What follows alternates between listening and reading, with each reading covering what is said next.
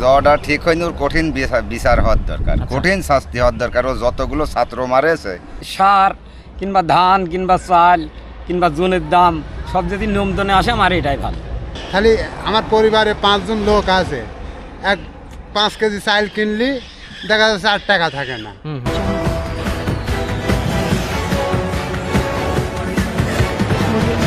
আচ্ছা, আপনার নাম কি? আমার নাম কুদ্দুস। কুদ্দুস। জি। আচ্ছা, আপনি কি করেন? আমি কৃষিকাজ করি। কৃষি কাজ করেন। আপনি কৃষিকাজ করি। আপনি কি কাজ করেন? আমিও এই কৃষিকাজই করি। কৃষি কাজ করেন। আচ্ছা, আপনি কি করেন? আমারও কৃষিকাজ। কৃষি কাজ করেন। আচ্ছা, আমি একটু আপনার মাধ্যমে একটু জানতে চাচ্ছি, এই যে গেল 5 তারিখে তো দেশে একটা নতুন একটা বিপ্লব হয়েছে আর কি, এটা তো জানেন। জি, কি শুনছেন? আমরাই শুনছি, ধরেন টিভির কাজ খুব একটা শুনি, খুব একটা ইউগান্ডে কর্ম করে যায়, এই কর্মর পরে থাকি, লোকে গল্প করে তাই শুনছি। কি শুনছেন? শুনছি যে শেখ হাসিনা পদত্যাগ করেছে। আচ্ছা, এই আপনি কি শুনছেন? একই শুনছে। আপনি কি শুনছেন? আমিও শুনেছি, যে দেখছি আমরা, এবং দেখছি, শুনি নাই, এবং টিভির পর্দায় বসে দেখছি যে শেখ হাসিনা চুরি করে পদত্যাগ করে বাংলাদেশে থেকে ইন্ডিয়ায় চলে গিয়েছে। আচ্ছা, তাতে যাওয়াটা কি ঠিক হয়েছে? জ্বরটা ঠিক হয়নি, ওর কঠিন বিচার হওয়ার দরকার, কঠিন শাস্তি হওয়ার দরকার। ও যতগুলো ছাত্র মারেছে, কঠিন বিচার হওয়ার দরকার।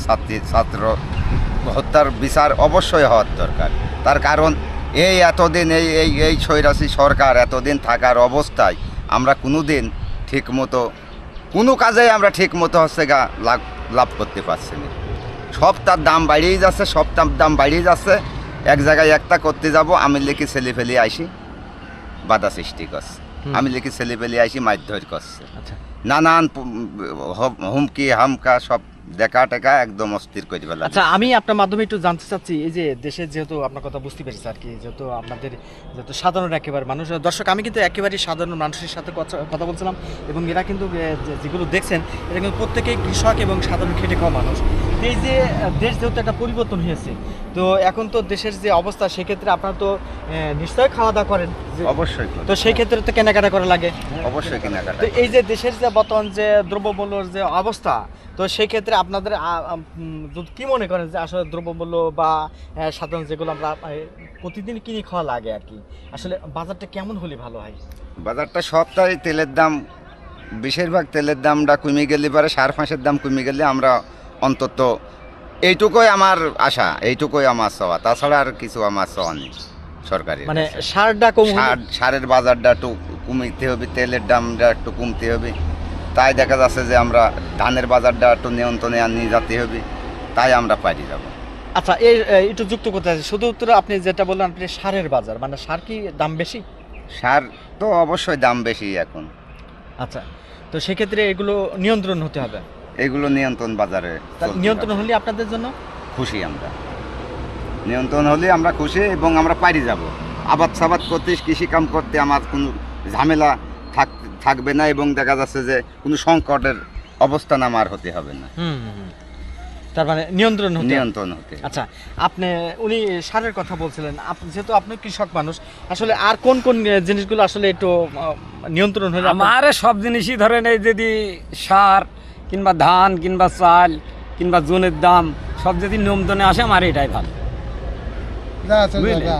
যে সরকার নিয়ন্ত্রণ আনবে সেই সরকারই আমার ভালো। আচ্ছা, আপনার কি মনে হয়? আমার তো কিছু মনে হয় না। আমার বড় ভাইরা যে এসবগুলি কথা বুঝলো, এইগুলির ভিতরে আমও একজন। আচ্ছা, যেহেতু আপনি তো বাজার সাথে কারণ এবং নিত্য, আমার কথা হলো তরি তরকারির দাম যেরকম হারে বার হয়েছে, মরিচের দাম ধরেন 400 টাকা কেজি, আজকেও 400 টাকা কেজি। আচ্ছা, যদি নিয়ন্ত্রণে আসে তাহলে আমাদের 500 টাকা হাজি কাজ করে দেয়। আমরা যদি চাল কিনি ধরেন 60 টাকা কেজি, তাহলে আমার পরিবারে 5 জন লোক আছে, 5 কেজি চাল কিনলি দেখা যাচ্ছে 8 টাকা থাকে না। এবার তরি তরকারি আমরা কিনতে পারি না, একটু তরি তরকারির দামটা যদি সস্তা টস্তা হয়, বুঝলেন, তাহলে কিছু চাল কিনলাম, এই জন খাইটি যায়, কিছু তরি তরকারি কিনলাম, তেল কিনলাম, তাতে আমার জন্য সুবিধা হয়। আচ্ছা, আপনি চমৎকার কথা বলছিলেন, যে আসলে উনি কিন্তু বলছিলেন যে চাউল কিন্তু বিশেষ করে এখন সাধারণ 1 কেজি যদি চাউল যদি কিনতে যান, তো সেক্ষেত্রে আপনার 60 টাকা কেজি, তো মিনিমামটা নর্মালটাও 60 টাকা কেজি, আর একটু জ্বালা ভালো নিতে হলে পারে 75, 70 এরম জাতি হচ্ছে। আচ্ছা, আমার তো আর ভালো খাওয়ার মতো পরিবেশ নেই। আমার নর্মালটা খাতে হলো 60 টাকা। আয় করছেন কয় টাকা তাহলে? আয় করছে কেন 400 টাকা হাজিরি করছে। তাতে কি কেমন হচ্ছে? তাতে কি হবে? 60 টাকা কেজি চাল কিনে 400 টাকা হাজিরি করে 60 টাকা চাল কিনে খাওয়া আমার পক্ষে সম্ভব হয় না, তাপ ব্যাপার হয়ে যায়।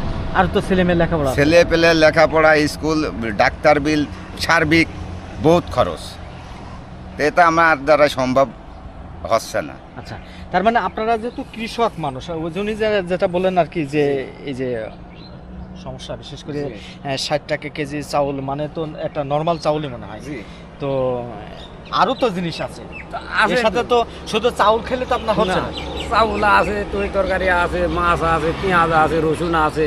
আপনি রসুন যখন এখন লেগছে 100 টাকা পোয়া, 60 টাকা পোয়া, মানে 60 টাকার নিচে এখনো রসুন লাভেনি, বুঝলেন? আপনি পেঁয়াজ দিলে চলে 30-35 টাকা পোয়া, তা আমরা কি করে চলবো? আচ্ছা, পেঁয়াজের দামও তো এই যে অনেক আর কি। জি, পেঁয়াজের দাম অনেক। আচ্ছা আচ্ছা, তো এইগুলো আমরা 400 টাকা 450 টাকা হাজিরির কাজ করি, আমরা তো কিছু করতে পারছি না। আমাদের সমস্যা হচ্ছে। হ্যাঁ জি, আমাদের সমস্যা। তার মানে আপনাদেরকে এখন প্রত্যেকেই, যেহেতু আপনারা যেহেতু চারজনের একটা কথা মোটামুটি একটু নিয়ন্ত্রণ হলে পরে আমার সুবিধা। আমার বাড়ি গাড়িরও দরকার নেই, আমরা সরকারের কাছে আবেদন করছি। বর্তমান যে সরকার আছে ডক্টর ইউনূস, তাদের কাছে আবেদন করছি, সরকারের মাধ্যম দিয়ে দেখা যাচ্ছে যে নিয়ন্ত্রণটা আসি গেলে পারে আমরা একটু বাঁচতে পারবো আর কি। তাছাড়া আমার বাঁচার মতো পরিবেশ নাই। আপনাদেরকে প্রত্যেকে ধন্যবাদ। দর্শক, আমি এই যে আমার পাশে কিন্তু আমরা যে এই যে 4 জন মানুষকে আমরা আপনাদের সাথে সরাসরি যুক্ত করেছি, এবং এই 4 জন মানুষই কিন্তু একেবারে খেটে খাওয়া মানুষ, এবং তারা কিন্তু দিন আনে দিন খায়।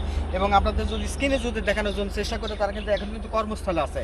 কারণ এই যে এখানে আমরা যদি দেখাই যে এই যে তারা কিন্তু এই যে মাটি কাটার যে কাজটা হচ্ছে, এবং সেই কাজ কিন্তু তারা করছে, এবং তাদের সাথে কিন্তু আমি সরাসরি আপনাদেরকে তাদের যে কথাগুলো আমি তুলে ধরার চেষ্টা করছি। কারণ সাধারণ মানুষ আছে আমাদের দেশের প্রাণ, বিশেষ করে কৃষক যারা আছে, কৃষক কিন্তু একটা প্রাণ, এবং সেই কৃষক কিন্তু তাদের যে বেশি যে তারা যে কষ্টের যে জায়গাটা, বিশেষ করে তারা যে প্রতিদিন যে সারটা ব্যবহার করে, সেই সারের দাম কিন্তু অতি মূল্য বেশি, এবং তার প্রেক্ষিতে তাদের জন্য কষ্ট হয়, এবং এই ধান বা অন্যান্য আবাদ করতে গিয়ে। তো তাদের কথা হচ্ছে একটাই, যে এই যে সরকার যে নতুনভাবে আসছে, এই সরকার যদি বিবেচনা করে, বিশেষ করে কৃষকের ক্ষেত্রে একটু যদি মাথায় নিয়ে এই যে কৃষকের যে বিষয়গুলো থাকে, সেই বিষয়টা চিন্তা করে যদি একটু দ্রব্যমূল্য মান এবং হচ্ছে সারের দামটা যদি কমানো যায়, তাহলে কিন্তু এই কৃষি বাঁচবে এবং কৃষক বাঁচবে। তো দর্শক, এই ছিল কয়েকজন সাধারণ মানুষের কথা আমি আপনাদের তুলে ধরার জন্য চেষ্টা করলাম আপনাদের সাথে।